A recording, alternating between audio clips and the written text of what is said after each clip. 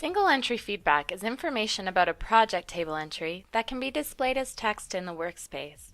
To modify the appearance of the single entry feedback, go to the Maestro menu and select Preferences.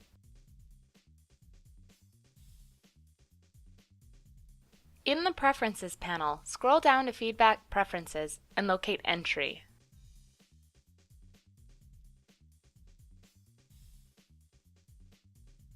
Select the properties you wish to display from the available properties list and add them to the Entry Property fields list.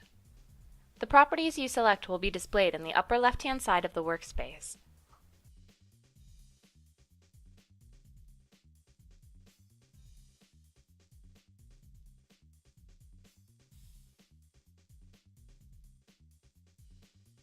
You can click the Save Preferences button if you wish to save the settings in this panel as preferences that apply to all projects. Note the default is that the settings apply only to the current project. Click Close when you're finished. Include new project table entries to view their properties in the workspace. The single entry feedback is displayed in yellow text at the top left of the workspace and is updated as a new project table entry is brought into the workspace. Feedback can also be displayed or hidden using several other shortcuts listed here.